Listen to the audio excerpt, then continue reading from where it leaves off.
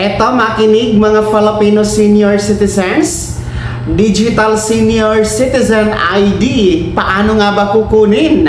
Ito ba ay valid at tinatanggap kagaya ng OSCA ID? Yan ang ating ituturo sa video na ito. Hello mga ka-vlogs! Welcome po! At sana nasa mabuti kayong kalagayan. Well anyway, atin pong tatalakayin kung paano nga ba kayo kumuha mga senior citizen ng Digital Senior Citizen ID.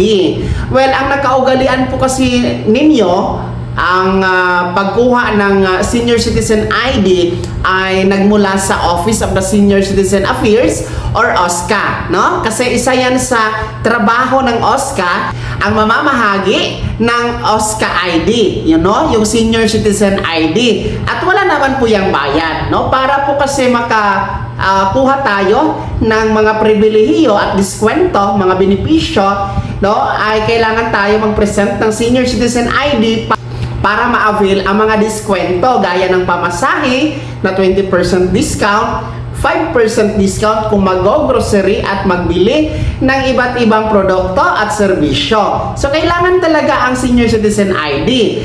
And, ang sa OSCA kasi mga ka-vlogs, yun yung tradisyon kung saan kukuha ka lang doon, ikaw ang magdidikit ng picture mo, ilalaminate mo, well, yun na po yung Senior Citizen ID mo. Ang problema lang kasi doon, madalas ay nakakaligtaan, no? Naiiwan sa bahay. Kaya madalas din po hindi na-a-avail ang mga diskwento dahil wala po senior citizen na ID, no, na may papakita lalong-lalo na sa pag-grocery at pagbili ng gamot, LPG, pagbabayad ng kuryente or tubig kasi may 5% na diskwento yan. Well, kaya nga po inulunsada, no, ang Digital Senior Citizen ID. Last year po ito inulunsad ng NCSC kasama po ng DICT, no?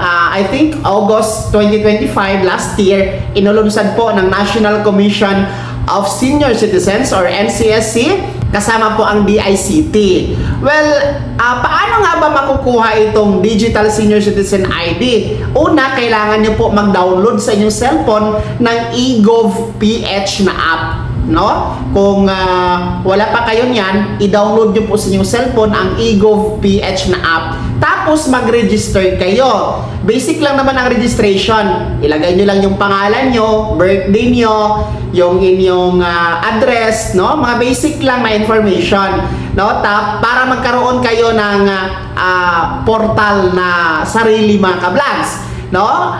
Tsaan sa eGov.ph na app. At kailangan nyo pong lagyan ng username at password. At tandaan nyo talaga yung username at password para hindi makaligtaan. Kasi every time na maglalagin kayo sa eGov.ph ay kailangan nyong i-input. So mas maigi, screenshot nyo or ilista sa inyong notebook para hindi makaligtaan. Okay? Well, ang eGov.ph na app na portal, isa po itong one-stop shop ng lahat ng mga government agencies. Andyan po lahat. Andyan yung PhilHealth, SSS, Pag-ibig, andyan si BIR, andyan po si Custom, andyan po si PhilHealth, andyan po si National ID, si PSA, lahat. Kaya nga, one-stop shop sa lahat ng gobyerno na ahensya. Kabilang na nga po ang NCSC para sa mga nakakatanda. Well, kung meron ka ng account sa eGov.ph, no, gaya ng nasa screen nyo, tingnan nyo po, no, yung pinakababa,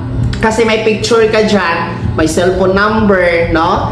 Sa ang pinakababa, may nakalagay dyan na Digital ID. I-click nyo po yan. Pag-click nyo po, ay lalabas ang mga available digital ID po ninyo. Gaya po ng Digital National ID, kung kayo ay nakarehistro sa PhilSys.